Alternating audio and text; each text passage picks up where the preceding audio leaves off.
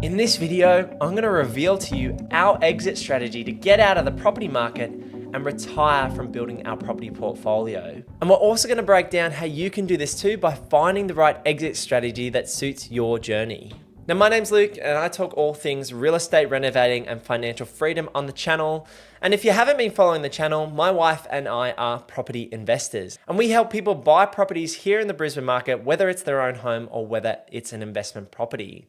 We're actually looking to grow, expand and contract over time to make the most of our property journey. Now, before I reveal to you our specific strategy, let's unpack some popular exit strategies. The classic, the bread and butter strategy that everyone talked about if you read books 20 years ago was to buy 10 properties, sell half of them, and live debt-free off the remaining 5 properties. So sell for capital gains.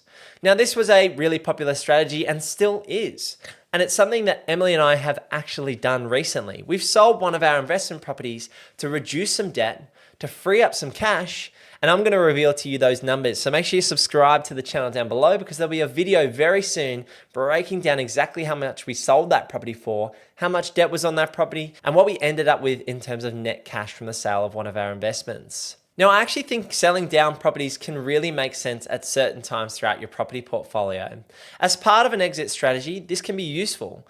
Building a property portfolio is a journey. You know, you don't retire in a day or in a week when it comes to property. It's years and generally decades when it comes to building your asset base and then realizing those gains over time.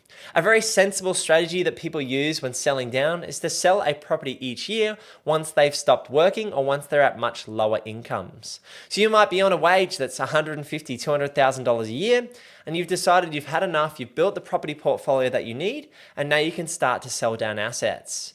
Now, to minimize your capital gains tax, because this ends up flowing into your marginal tax rates, people will sell down one property each financial year to again minimize the capital gains tax they have to pay and therefore maximize the money they get out of these property sales.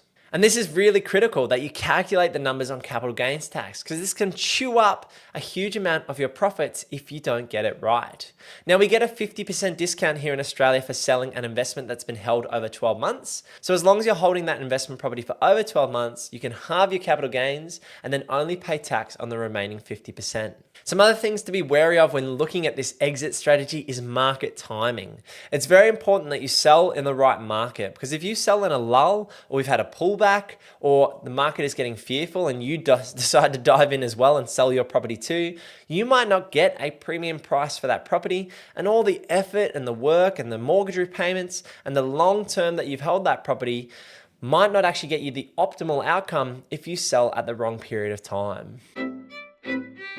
Exit strategy number 2 is just to rent them out and ride that debt off into the sunset. I actually quite like this strategy as well because that means you're sitting on an amplified asset base, so you're using leverage to your advantage. You might have a loan to value ratio between 30 to 60% in this case. And you've got enough cash flow coming through the property portfolio that it's slowly paying the debt down over time, and you've got enough passive income to live off as well. I really like this strategy because it gives you that passive income as you exit the property portfolio. It does mean you've got that leveraged asset base, which gives you more compounding growth, and the rents are going to increase over time too. Some of the concerns with this type of exit strategy is you do need to be wary of the management responsibilities.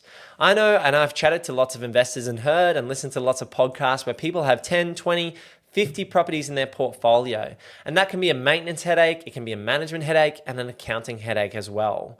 Lots of headaches, probably a migraine at that point, to be honest. So with properties, you need to be responsible and manage them as diligently as possible. This means being on top of deferred maintenance, having the right property managers in place, and keeping your accounts in check. If you can make this long-term commitment, this is going to give you passive income for life. The most important thing with this strategy is creating disparity between the value of the property and the debt you're carrying, and also maximizing the income to have that disparity between your interest payments and the rental income to give you the passive income in between. Now, the third strategy has become less popular, but this was live off your equity. So what some people used to do, and still do these days, is refinance their properties, You can go and buy the Lamborghini, go and buy the jet boat or the jet skis or something with jets, to be honest, which is typically a waste of money. Anything with jets is a waste of money, to be honest. So in those circumstances, people would go back to the bank. They'd say, hey, my property's gone up in value every few years, and continue to pull out more and more debt and hope that the assets continue to grow enough and that they can continue to service their debt and use the equity to live off rather than using the cash flow to live off. Now, this is genuinely a decent strategy because it gives you access to your capital early.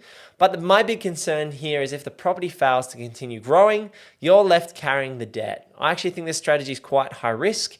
It's great for building a property portfolio, so you're pulling out equity against properties that you own to build your asset base. So in a growth phase of your property portfolio, I really love this strategy where you refinance, grab equity, and go again. But I don't like the equity strategy when it comes to an exit strategy from your property portfolio. It's a real concern that your debt continues to grow and you're reliant on the market moving in your favor for you to continue this gravy train, essentially.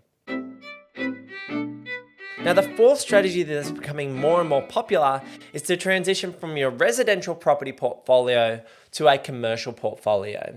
And the thinking behind this is you're going to build your asset base in residential properties. They give you maximum leverage, so you can use 90 to 95% LVRs, meaning that you only have to put small deposits down on residential property.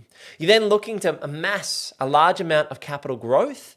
And then, like we spoke about earlier, you might sell down for some capital gain or use the refinance and access equity strategy to gain access to the capital out of your residential property portfolio and push it into a commercial asset, which is going to give you a net return of 5, 6, or 7%. Now, property at this point in time, especially here in Southeast Queensland, most of the properties that we're buying for clients are going to have a gross yield between 4 to 5.5%. If you're adding a granny flat, you might be able to achieve a yield between 5 to 8%, but these are gross yields. You need to take into account the maintenance, the insurance, the property management, the land tax, the interest rates, all on that residential property portfolio. So your net yield could be 2, 3%, or even negative depending on the property. Now, when you look at commercial assets, you're getting a net yield. So really, the tenant's going to pay all of the outgoings, and you need to focus on the rent that you're deriving. The tenant's going to look after the property, and then you just need to look at your interest rates, and depending on the contracts, your land tax as well. Whether the tenant pays that or not is going to depend on the lease agreement. But with commercial properties, there comes higher risk. There's risk around tenancies, there's risk around the business going bust, there's risk around changeovers where tenants could be, or properties could be vacant for 3, 6, and 12 months. So that's why I like the idea, if you're gonna move your money into commercial property, that you move some of it, but not all of your money into a commercial asset base. Now, the fifth strategy, which is becoming more and more popular, is to use your super to build out your property portfolio.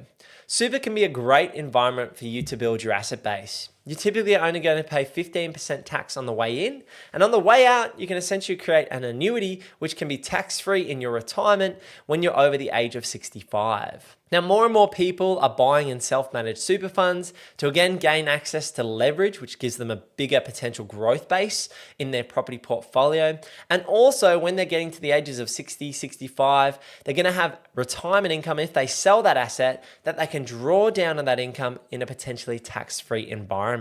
Now, some of the concerns with this strategy is the red tape.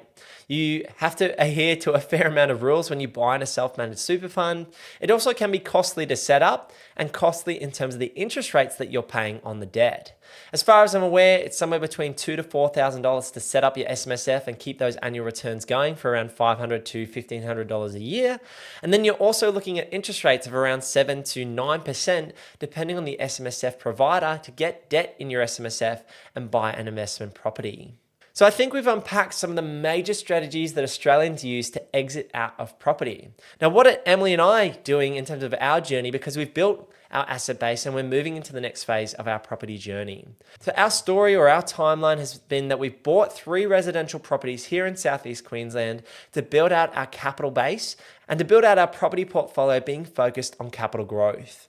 From my investment philosophy, I've always gone capital growth first, build up the asset base, and then look to get more cash flow assets, whether that's residential property or commercial property to boost my yields and make it easier to hold the property portfolio and to start transitioning to more passive income. So my exit strategy is probably more aligned with strategy number 2, where we buy and build the property portfolio. We rarely ever sell unless it makes sense to pay down some debt and access some capital. And we're looking to live off essentially the rents in our property journey by minimizing some of the debt, creating disparity between the debt interest and the amount of income that we bring in, and create a passive income based on the revenue and the expenses in our property portfolio. Now, we've actually used the first strategy where we just sold down one of our investment properties. So that's factored into some of our property journey. And we're potentially looking at buying a commercial asset to boost our yields, or we might even do an Airbnb business or a motel business or something with some high yields like a house and granny flat in the residential space to boost the yields towards the back end of our property portfolio. We're currently sitting around $5.5 million to $6 million worth of assets in our property portfolio, and we're looking to grow that to about $10 million over the next 5 years.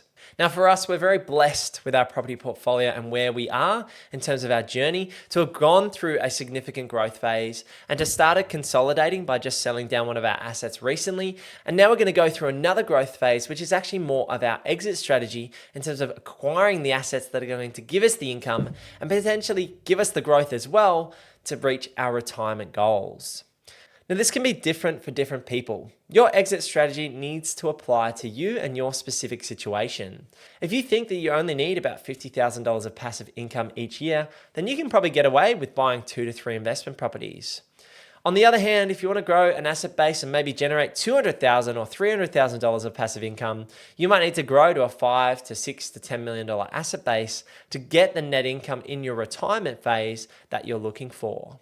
Now, for me, it's all about balance. I feel like sometimes Emily and I have been too growth focused and too hungry to build the asset base. But on the flip side, it's also important to create that momentum and build your asset base quickly so you can get that compounding growth year on year. At this point in time, our journey is moving towards more of that consolidation, more of that cash flow. But for most of the people that I talk with each day, they're going to be more leaning towards a bit more of a capital growth focus and a bit more of a balanced approach because of where they're at in their property journey. If you want to sit down and have a chat with myself and talk specifically about your property portfolio, and if you're looking to buy a property here in the Brisbane market in the next 3 to 6 months, then head over to purposeproperty.com.au. We'll sit down, have a chat about your situation, chat about exactly what we do here at Purpose Property in helping people secure the right property for the right price in the right location here in the Southeast Queensland market, and leave some time at the end for some questions. I'd love to hear from you in the comments below. What is your exit strategy when it comes to your property investing journey? Leave a comment and let me know, and click this video over here because YouTube thinks you'll really like it. Thanks for sticking around. I'll see you in the next one. Peace.